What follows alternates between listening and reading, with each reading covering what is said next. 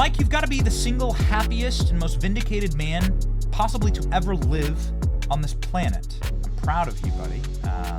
And what an incredible day. Sure is. I'd like to say happy is the word, but it's also very heavy. And there's a weight of history, and I hope folks appreciate the historical magnitude of what's happening, and also appreciate the weight of the task of carrying this through to completion. What we're doing right now is open heart surgery on the entire structure of the American empire and the American foreign policy establishment. And it's essential that as we do this, we don't kill the patient in the process, or accidentally glob on, 3 arms where the heart should have been. This has to be done well. It has to be done intelligently. We do have to have this wrecking ball moment, but it's imperative that folks in Trump world at the top of our foreign policy establishment now have, their eyes are open about what USAID really is, and so they can make intelligent decisions about how to actually restructure its work as they go about the process of chopping down this tree. Okay, so let's start from the very tip top. So you went viral this weekend by exposing that USAID prosecutors, not Soros prosecutors, were the ones behind President Trump's political persecution in the courts.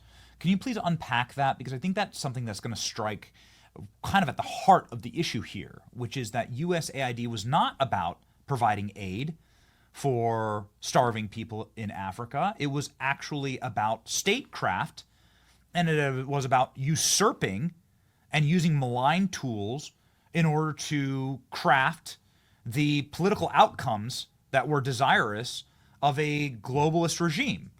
And the Trump prosecutions, I think, are just a perfect centerpiece for all of this. Can you unpack that to start off with, Mike? Yes. Now, let me be clear that money, I think that Mario tweet was well intentioned. It slightly missed the mark in the sense that the technical. We'll get your tweet up. Yes, get Mike's tweet. The technical distinction here is that the money went to the fiscal sponsor of the group controlling Soros prosecutors, and there's bleed over between the fiscal sponsor and the 501c3 project. See, Soros funds 30% now at this point. 30% of America's population lives under Soros prosecutors in all the big cities. And not only do they fund the campaigns, but they also fund the NGOs that direct the prosecutors in terms of who to prosecute, who not to prosecute, what laws to enforce and not enforce. These NGOs even write the prosecutors' press release statements, social media posts, meet with them on daily and weekly bases in order to essentially, have a rent a prosecutor at their disposal to weaponize the criminal justice system. And so the main group that does that, the main Soros group that does that, is called Fair and Just Prosecutions, FJP. Now, FJP is a 501c3, but not directly. It's a project of a group called the Tide Center. The Tide Center is also the central clearinghouse for Black Lives Matter, for what it's worth. And when you understand USAID's role in racial rent-a riots, that will make a lot more sense to you as to why that is. But USAID paid the Tide Center, which is, again, gives the Soros Prosecutor Control Group, its 501c3, $27 million in one grant alone. And in that grant description, it deputizes the Tide Center to, quote, solicit concrete commitments from foreign governments. Basically, USAID goes out and pays this group to act as a shadow diplomacy to secure commitments from foreign governments to the U.S. government. So this is classic USAID stuff to control domestic politics. What they do is they fund international organizations who then turn around and use that money to manipulate domestic politics. So that's how USAID gets away with it. They keep this firewall. They say, well, we're not funding them to do work in America. USAID is in the business, and heavy in the business, of controlling prosecutors and controlling media. It will shock the American people the proportion of global media that is controlled by because it's sponsored by USAID. It will also shock the American population when they find out how many of the world's prosecutors are effectively being manipulated or controlled by USAID. And a great example of this, because we are on the topic of how USAID's foreign money spigot is weaponized against domestic politics and domestic citizens. And crazy example of this is this group that I was beginning to mention called the OCCRP, the Corruption Reporting Project, which is the world's largest consortium of investigative journalists. These are the folks who broke the Panama Papers and a whole host of other scandals, which they conveniently only get access to because of leaked documents or hacked documents. You know, while they're on the payroll of the CIA, they get access to the internal files of basically every enemy of the State Department's computers, which is a amazing coincidence if you think about it. But the Corruption Reporting Project gets half of its budget from USAID, and USAID gets editorial control. Effectively, they get control of hiring and firing who the Corruption Reporting Project can bring on. The Corruption Reporting Project has to submit an annual report to them before the year starts about what sort of things they're going to report on. And what they sicked them on doing was digging up dirt on Paul Manafort and his connection to Julian Assange. They wrote a false news story in order to tar President Trump and as a Russian asset and working with WikiLeaks. That was funded by USAID. Most horrendously, they targeted Rudy Giuliani. So USAID sponsored a group of hit piece journalists to dig up dirt on Rudy Giuliani, and that dirt was then used as the basis for the impeachment in 2019. It was entered into the record during the 2019 Ukraine impeachment because USAID sicked its sponsored hit piece journalists to dig up dirt on Rudy Giuliani's work in Ukraine, which they then tied to Trump in order to have him be impeached by Congress. So USAID was at war with Donald Trump and Trumpism and Trump's nationalist policy, both at home and abroad. And so what they did is they funded these dark arts, just the same way the CIA was in the 20th century would pay journalists to write hit pieces. That is now done by USAID. And in fact, in the USAID report on this program, they have an accomplishment section where they list all of the people. They brag that they got 456 people arrested because of CRP's hit pieces and the flow of those hit pieces to prosecutors. That is USAID bragging in their accomplishment section about paying journalists to get 456 people arrested, to get over $1 billion of assets seized. They bragged about the return on investment, that paying these hit piece journalists $20 million netted them over $1 billion in assets seized from the targets of the hit pieces. They even bragged that these hit piece journalists that they sponsored toppled world governments. They claimed that these hit pieces got, I think, 7 different major government officials to resign, including a president and a prime minister. And they also bragged about dozens of arrests that were done, that were achieved because of this. That is, hit pieces for hire in order to give prosecutors ammunition to arrest USAID's political enemies all over Central and Eastern Europe, all over Western Hemisphere, and most damningly in the United States of America itself. So you brought the domestic international. And this is something that I was dying to ask you, Mike.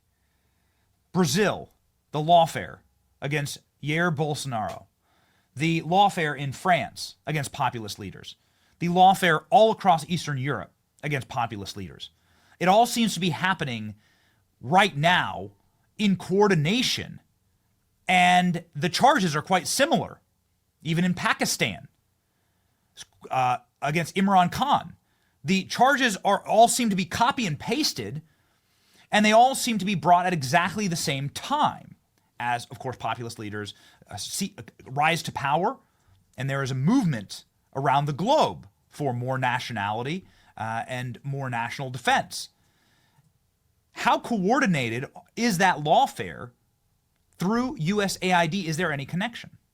Benny, USAID has a concept, an internal doctrinal concept called transitional justice, which is the idea that you need to arrest people when you topple a government. When you narrowly win an election, you immediately use the criminal justice system to arrest the people from the former government. USAID has something called the Office of Transition Initiatives, which helps coordinate that. Transition means a transition from one government to the next. So literally in the process of taking over a country's government, they weaponize the criminal justice system. They pay all of the groups around the prosecutors and gamify exactly how to get the prosecutors to take these steps, including through what I just mentioned, the Corruption Reporting Project, and USAID bragging that they got all these people arrested through that. They also fund the groups that lobby the prosecutors' associations. For example, they did that in Brazil, USAID did. But that's not like a random one-off isolated thing they do from time to time. It's a doctrinal concept. Everyone can look this up. Go to Google and type in transitional justice. It means means arrest. It means you arrest the USAID's enemies in the region. And you work with the prosecutors, you work with the media to devastate and isolate and demonize them, also to dig up dirt that can be used as the basis for criminal investigations. The rabbit hole on this goes so deep and so dark that I think a lot of people need to take a long walk and stare wistfully on a train ride 1,000 yards away to really internalize just how much of a Truman Show you have been living in with the people you think you know and the institutions you think you know really being a front for USAID. I mean, this seems criminal. Like prima facie, that there are crimes that are right now being committed inside of USAID. And that everything from money laundering, which the DOGE group has been pretty front-facing about, $50 million to schools in Nigeria, but all the money ends up in Bethesda, Maryland. Not a single school gets built. And there's somebody that's going to be left holding the bag in that money laundering scheme. Clearly, there's no legal basis for USAID to be funding the imprisonment of populist candidates around the world who lose in very narrow, very, very suspicious elections like Jair Bolsonaro in Brazil. I wish that were the case. And I'll leave the criminal aspect of it to folks at the Justice Department and folks who specialize in criminal law. My concern is frankly the inverse of that, which is that these are authorized crimes. In the same way that the intelligence community and the FBI are able to conduct what are called authorized crimes. That is, they have a blank check from the Justice Department. They have pre-clearance to engage in this because it's considered essential to U.S. national security or advancing U.S. national interest. For example, informants who conducting authorized crimes here in the U.S. There's like $500 million from the FBI alone.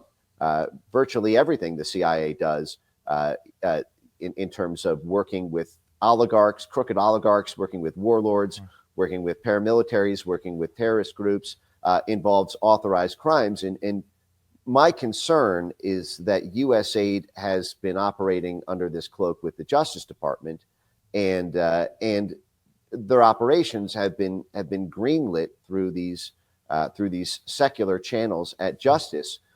Because they are said to advance U.S. national interests. Of course, they don't. They advance the interests of a very small insular crew of U.S. elites who are the same people who have sought to imprison Donald Trump and destroy any attempt to make this country great again. But the fact is, and I stress this point because the urge to just take everything down at USAID, I totally agree with as a first step. But what you're going to quickly find is that USAID, and I hate to say this, but they are, I begrudgingly acknowledge that they are good at their job in the sense that if their job is to take down the people that they are deputized to in order to advance U.S. national interest, that is, in order to oust foreign governments, for example, you can credit USAID with toppling the governments of Tunisia and Egypt during the Arab Spring. You can credit them with toppling the government of Brazil in 2022. You can credit them with toppling the government of Bangladesh just 4 months ago in 2024. What about Ukraine in 2014? Unbelievable. Their role in Ukraine in 2014 was they provided the lion's share of that $5 billion that Victoria Nuland bragged about 2 months before the coup. That is, they capacity built these right sector Maidan Square student groups and protest movements. In fact, one of the things that I broke a year ago, but I put it back on X this week, was U.S. Special Forces training documents from Mark Milley and Joe Biden's tenure. This is the 2021 Special Forces vision statement prospectus, their strategic planning manual, which showed that when they organized race riots in Africa, they use USAID job fairs to provide no-show salaries to protesters so that they can go on strike and quit their jobs and still get paid, because USAID is paying them the money so that they can afford to leave their factory jobs to riot in the streets against their governments. And so USAID works not just with state, but they and not just with intelligence, but they work directly with the U.S. military.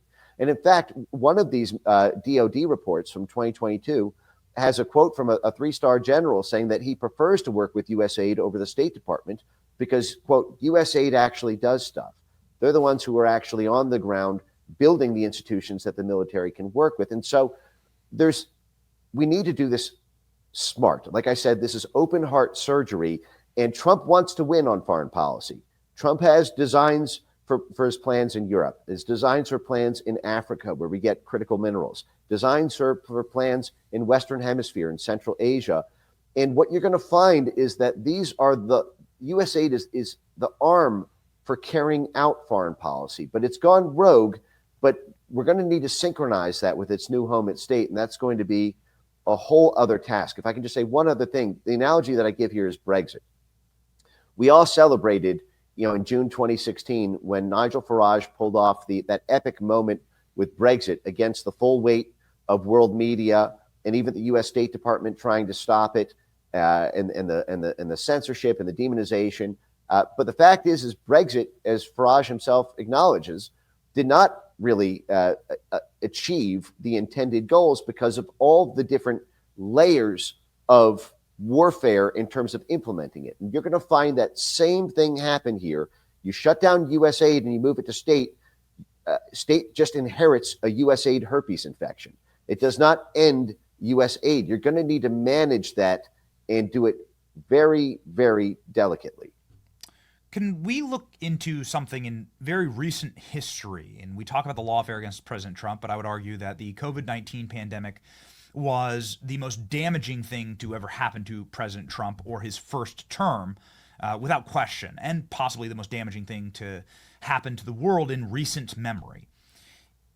$40 million from USAID through EcoHealth Alliance, directly tied to the Wuhan Virology Laboratory.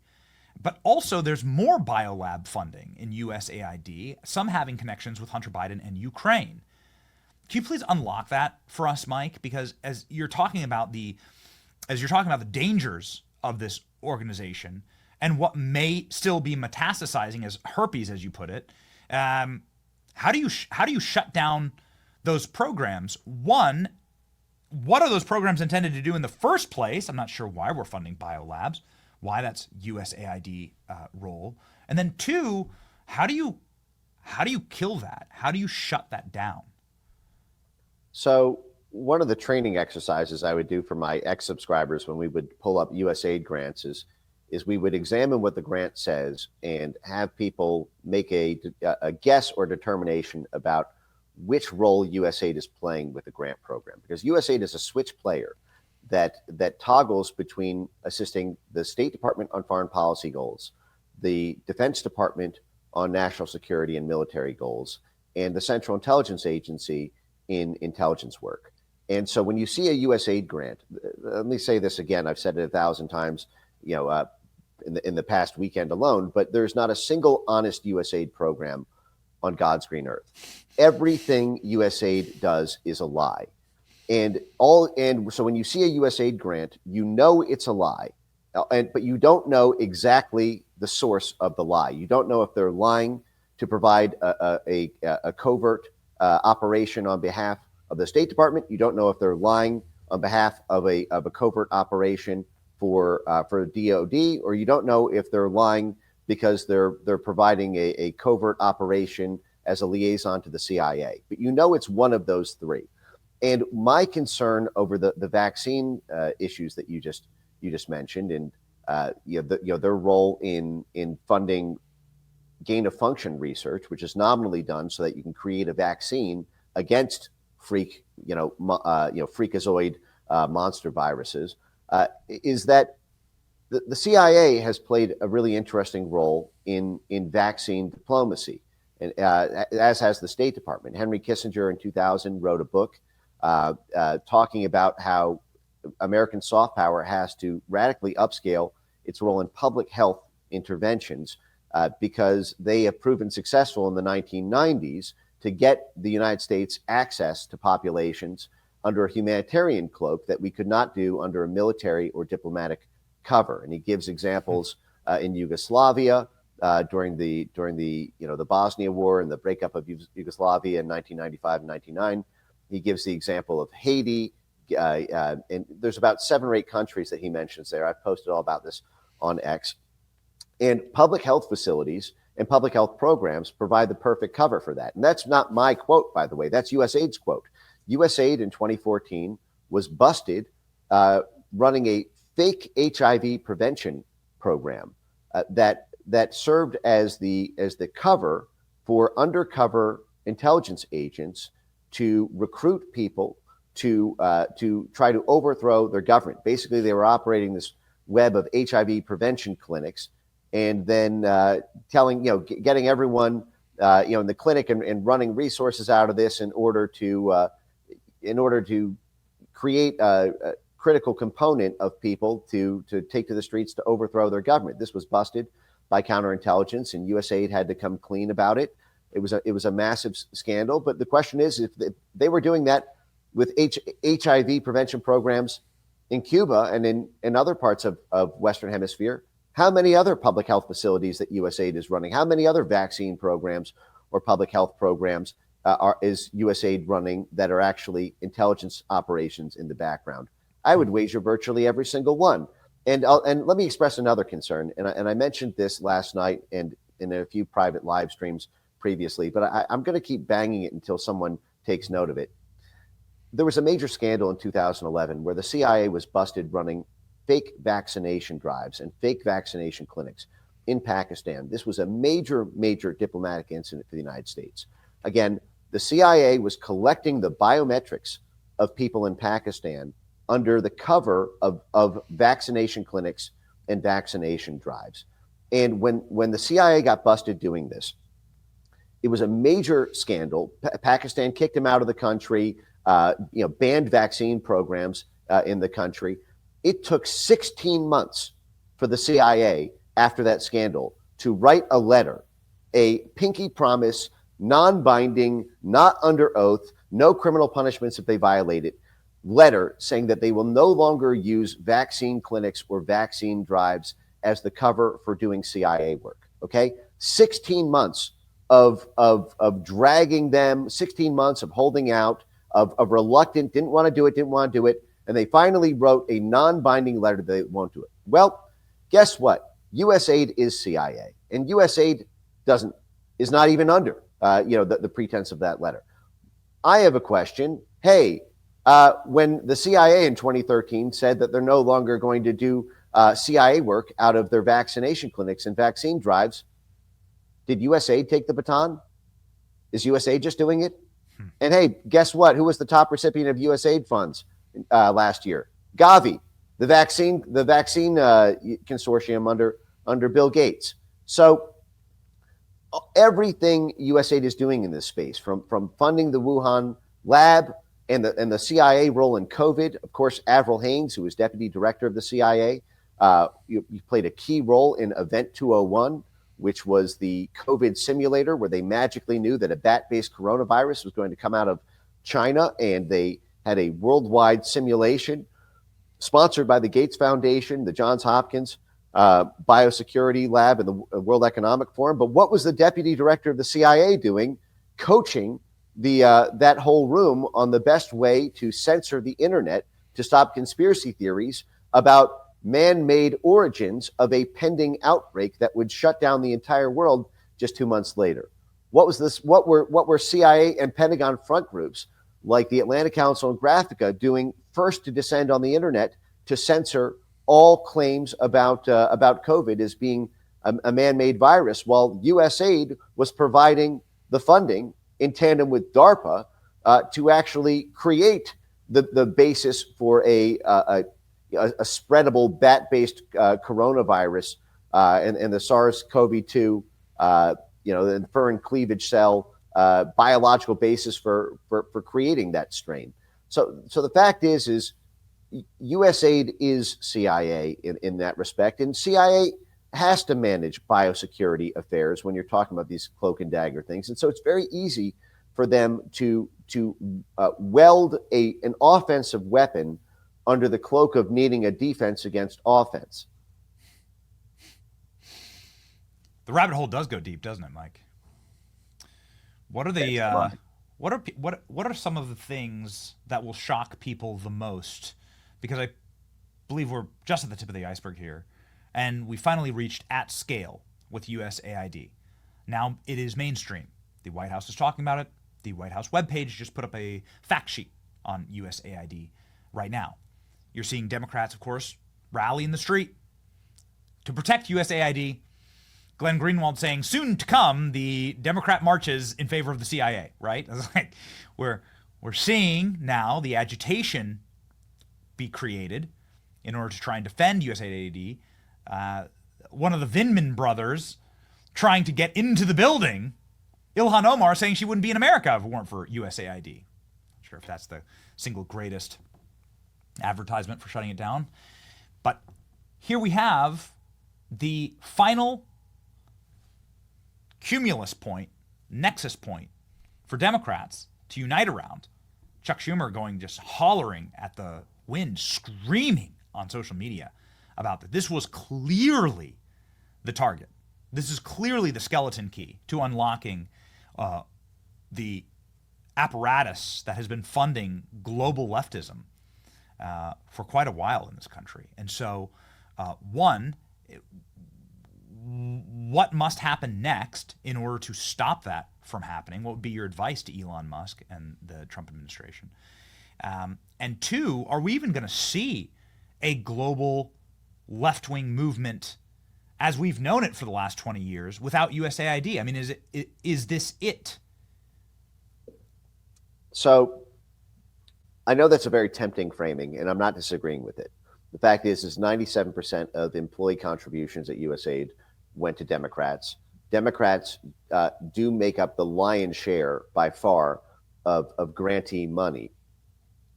But my main concern is actually not the Democrats in the USAID story. My main concern is the Republicans. And let me explain why. So USAID is the funding arm, but the operations arm of much of USAID work is the National Endowment for Democracy, which has two sister groups that it houses, one for Democrats, one for Republicans. NDI is the National Democratic Institute, is the Democrat one. Hunter Biden was on the chairman's advisory board of that, incidentally. And IRI, the International Republican Institute, is the Republican one. And they get approximately equal funding.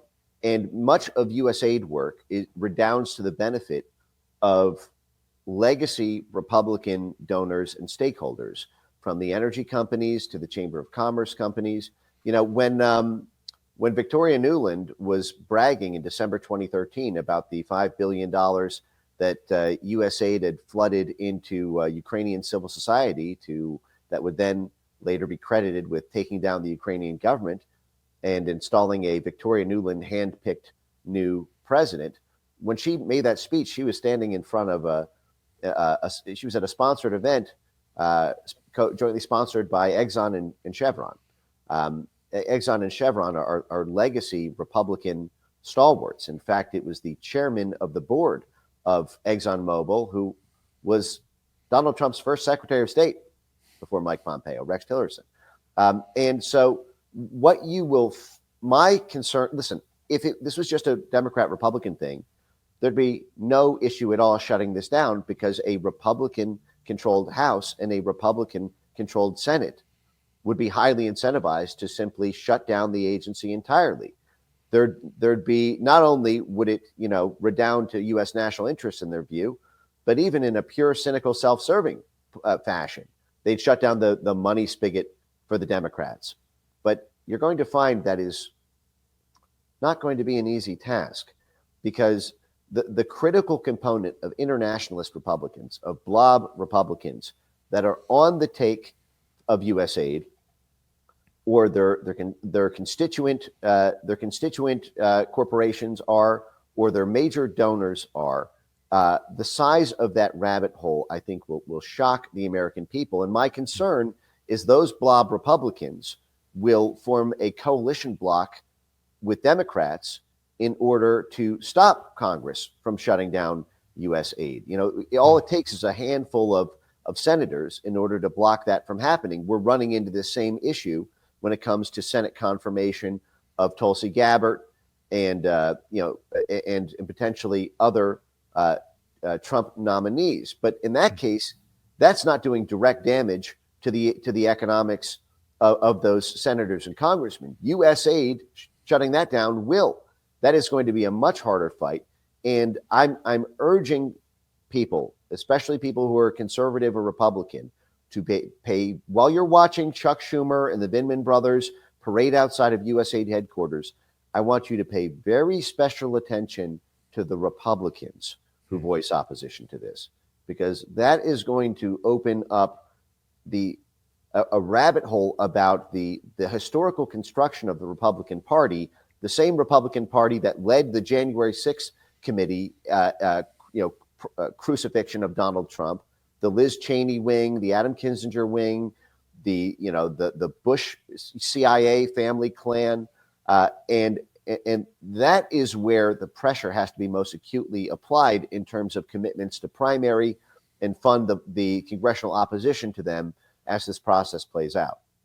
So obviously the sabotage from the right will be the largest hurdle for President Trump, and this has been true over the last 10 years, although it seems like those hurdles are falling in pretty quick succession, especially with some of these Republicans united to support Tulsi, getting Pete Hegseth over the line. Kash Patel looks like he's cruising. What should become of USAID? It's now under Marco Rubio's purview. Marco Rubio, in a clip that we played before you came on, Mike, is saying this was a government outside of the federal government. This was not even an American organization. This was like an international globalist left-wing organization. Can USAID be saved? What would be your advice to a Marco Rubio and to an Elon Musk right now with USAID? I just have to respond to that framing, because USAID overthrows leftist governments all the time, all the live long day. This is the problem. You have a right-wing nationalist government who does want influence over many leftist governments, as well as some right-wing nationalist governments. But this idea that framing it, if that's politically useful, whatever. I defer to people; they can say their own language on this. But as someone in the background of this, trying to help provide objective guidance on this, what you're gonna find is that a great example of this. I mentioned the overthrow of the democratically elected Bangladeshi government in September of this year. This is just 4 months ago. Sheikh Hasina, the democratically elected prime minister, was ousted in a coup that was led by the right-wing International Republican Institute at NED, also funded by a huge flood of USAID dollars. The Republicans were funding the transgender dance festivals. The Republicans were funding the woke DEI programs. The Republicans were funding Bangladeshi rap groups in order to write rap albums to get young people and student groups to take to the streets. They weren't doing that because they were woke. They were doing that because of Republican energy company interests in the region and how it redounds to the sponsors, the Chamber of Commerce stakeholders to USAID and NED, who are significantly Republican. And so my concern is that, we've not dented this thing yet. We've dented its reputation. We've sent a massive symbolic shot across the bow in the same way that the Brexit referendum vote did. But it is going to be trench warfare, layer by layer by layer by layer. And the exact same operations may be carried out. The exact same grants can simply be grafted over from USAID's democracy, rights, and governance to USAID's democracy, rights, and labor in the blink of an eye. USAID has matching institutions for matching bureaus for State Department bureaus. These things can just be, Control C, Control V, copy pasted directly into state. And you heard Marco Rubio even refer to the fact that many of these grants should be kept to the extent that they serve U.S. national interests. But that is a very broad brush. And, you cannot let off the gas on this for 1 second, or what looks like a triumphant moment now will go the same way that the course of Brexit did in the UK, resulting in the UK now being worse than ever under the total thumb of the UK Labour Party, who's arresting people for hitting the retweet button. Yeah, so total abomination. Okay, so retweet, Twitter, Elon Musk, Chuck Schumer saying Elon Musk has no authority to be stepping in these organizations and doing oversight. Your response to that? Well, Elon Musk is not doing anything on his own. You heard Donald Trump himself say that everything is being authorized and approved by Donald Trump himself. And in fact, DOGE is not just some outside advisory group. They're now formally a part of the U.S. government. They've now occupied the White House digital office. This was a major event that got very little press, I feel. For 6 months now, everyone's been talking about DOGE might be not powerful at all because it's not even going to be a part of the government. Well, now DOGE is a part of the government. It has an office in the White House, and now they're saying it's too powerful. So this is the Goldilocks. The porridge is too cold and it's too hot. But the fact is the executive branch is authorized to do this, and now they're in the executive branch. So suck it. AOC says Elon Musk just not smart. Just one. Well, AOC started her career in USAID. Yeah. Go down that rabbit hole, Mike. Just real fast. Yeah. Yes. AOC's miracle career, where she was plucked, from one of a 10,000 person lottery to be the sponsored group of an NGO to make her way into Congress as just a bartender. Well, AOC, while she was at Boston University, was a participant in this highly political fast track program called, I believe it's called the Nyamin International Cultural Exchange Program. And this is, in the words of its own program, not your typical study abroad program, because it is a democracy promotion program parked out of Boston University, sponsored by USAID, and it is a political fast track that puts you directly in a sort of groomed position for international relations and foreign affairs job. In fact, one of AOC's cohorts and one of her classmates in that very same program became the head of USAID for the region. She was plucked. Benny, get this. She was plucked into Niger in 2009 at the absolute epicenter heart of a civil war, a military civil war that was happening in the region, where U.S. was already putting embargoes on the in-power government and organizing a military coup to oust that government, where they then would go on to write Niger's new constitution.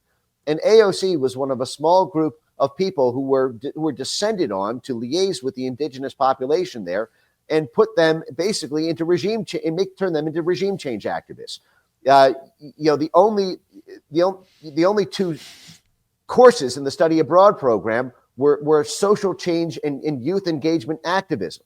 Basically, you could pick between teaching people how to overthrow their government or angering up the indigenous population for how to overthrow the government while the U.S. government was conducting an in-process regime change operation. And again, like I said, one of her classmates became the USAID ambassador to the region shortly thereafter. So AOC is a USAID. Liz Cheney started her career at USAID. It goes on and on and on. I call this the great USAID vortex of despair, which is that basically every major political and financial promoter of USAID is either directly on the take, indirectly on the take through one of the groups that they run, like Bill Kristol, or their sponsors and donors, their direct donors rely on it, like Jamie Raskin.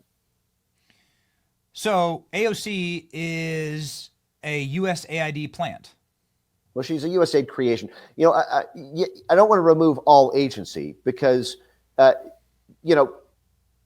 of it like a fellowship program. Many NGOs or many think tanks, they have fellowship programs where they bring you in, they teach you your ways, they connect you with mentors, the people who will open the doors for you throughout your political career. And as a fellow, you maintain relations with that organization and you do favors for the rest of your life. And this is how people make it in DC. They start in these incubator programs, they network with those people, they do favors for years, and so they are a trusted partner. They know when they nominate AOC to Congress, AOC is going to use her perch in Congress to keep the USAID money flowing because it was USAID who opened the door. So I don't want to go so far as to call it a plant or a cutout, but these are how skids get greased in Washington. She's in network. She's in the club. She's a USAID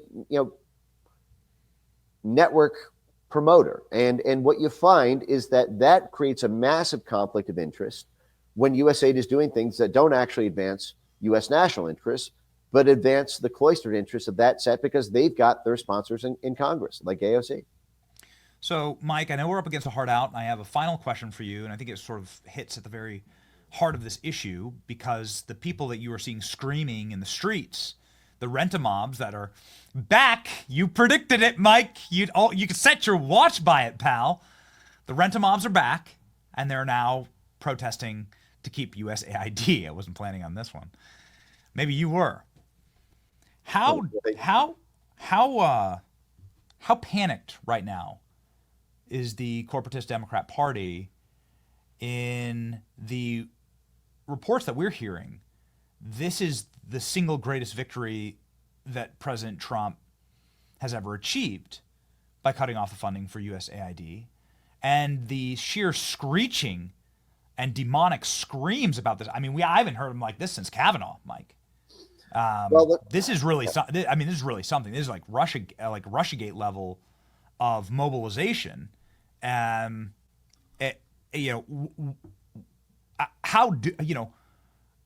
devastating is this when the funding gets cut off, and why is it that they were able to hide it for so long? Well, what I'll say is you ain't seen nothing yet. If the screaming is loud now, just wait to see what's coming. Because the fact is USAID is not really actually, there's a funding pause, but USAID is fully funded through Q1, which means they still have the money that was dispersed through March 2025. So we're still a full month from them actually being hit by this funding pause. And so what they're doing right now is scrambling into action and building the consensus about the most twisted and sadistic path forward in order to stop that from happening, which is why I keep saying focus on the internationalist Republicans, because that is who they're going to run to Congress to stop this. It was the House, I believe it was the House Foreign Affairs Committee from their official X account who put out a formal tweet saying that Elon Musk can't do this. Well, guess what? It's Republicans running that Twitter account. There's a Republican majority. And my concern is in the same way that when the U.S. has historically gone into foreign countries in order to pull off a military coup, what they'll do is they'll back channel with a critical component, a critical quorum of military generals and get them to defect, that you're going to see the same thing with Democrats moving over to Republicans, offering them money, offering them favors in order to defect from Mike Johnson, defect from Donald Trump, defect from Elon, and move into a coalition bloc, a majority coalition bloc, in order to stop this from happening, in order to keep the funds flowing. or in order to make sure that the reforms that are put in at state effectively keep, what I'm indelicately calling the USAID herpes infection that it will inherit. How deep does the rabbit hole go, Mike? In conclusion, what's next? Predict the future. You've done it a million times on this program. You're Benz Stradamus. I think we even have some graphics of you as Nostradamus. What will be found next here with USAID? Where does the rabbit hole go? Well, the rabbit hole is mind-bending. I've said this before, and I'll say it again. What people will find is that they've been living their entire lives in a Truman Show, where every person they think that they've met or they think they know, or every institution they think they know is in either in large or in small part a USAID concoction, from the media to social media censorship algorithms, to prosecutors, to universities, to unions, to public health institutions, to coalitions within political parties, you name it. Every institution in society is inflected by the influence of USAID. What I'll say in my particular focus is restoring freedom on the internet, restoring freedom of speech online. And one of the main focuses of the investigative journalism work that I do over the next few months is going to be fully revealing the role of USAID in censoring the internet and in control over media, and as well the role of USAID in treasonously betraying the United States of America by working with foreign governments and paying and funding and pressuring and coordinating with foreign governments for them to pass internet censorship laws in order to devastate U.S. social media companies like X or Mark Zuckerberg's Facebook or YouTube, in order for USAID to be able to have control over what people can and can't say on the internet, which then determines the results of elections, which then determines the constitution of governments. And so that, to me, is an immediate issue that needs to be at the forefront of Americans' minds, and also has to be fully understood by American diplomats as they do battle with the European Union and its censorship laws, as they do battle with the UK and its censorship laws, as they do battle with Brazil and its censorship laws, battle with Australia and its censorship laws. Because what they're going to find is, as they're negotiating with foreign countries in terms of the rules of the road for the internet, they're going to find that the people on the other side of the table are not just foreign people and foreign governments. They're going to find members of their own USAID. So they're negotiating against their own country. Their own country is undermining them on an international rogue stage. element. Yes, that's right. A rogue element of their own country, yes. The tax dollars that they pay go to their own undoing. It's so dark. It's so evil. Mike, I hope that you come back for regular segments. Everyone just freaking loved this, and I feel like we could do another 20 hours on it. And so thank you, Mike, for your work on this. It's something that you've been, again, the man on the mountainside, in the wilderness, in the snowy, blizzardy wilderness. You've been calling about this and yelling about this, and you don't seem so crazy anymore, Mike. It actually seems like the only person that you actually seem like the only person who was right. Danny, can I say one thing before we go? Please. Two things, actually. One is, we are still in the wilderness. Let me make this clear. We cannot make the mistake of what the Brits did when the Brexit referendum happened, and put all the energy into the campaign for the first thing, and then lay off the gas, and then suddenly it's almost worse than if it had never happened at all. There are many ways this can go sideways. Secondly, if you can please do me this favor, I know you just pulled up my X account at Mike Ben Cyber on screen. Yeah, I don't know why if you could go back to that and go to foundationforfreedomonline.com. And I'm going to show you exactly what to put on screen, because I want everybody to read this. Go to the search bar there and type in USAID, and pull up that first document right there. USAID internal documents reveal government plot to promote censorship initiatives. I consider this to be there's much more to the story than just this, but this is a really great window for your audience to understand USAID's vision for censorship of the internet, their role in coordinating advertiser boycotts, the role in explicitly targeting the Trump movement and domestic populists in Europe and around the world. Their focus on what they call psychological inoculation and essentially control over the psychology of people around the world. This is a huge report that I think you'll never see USAID the same way in terms of its connection to social media. So I just want to, I know we published that about a year ago, but it's still highly relevant. And I just want to make sure people know that it's there. The wonderful thing about the internet is that even if you delete the USAID web pages, if you try and take down the X accounts of USAID, there's always a record of it. You can find out what USAID was doing. It all exists and it's all there. And you can also find people who were right. You can go back and you can watch clips. You can find people who were telling you the truth. And you can find people who were trying to lie to you. Mike Benz is one of those guys who's been telling you the truth for years. And it was a very, very lonely job 2 years ago when Mike started coming on our show.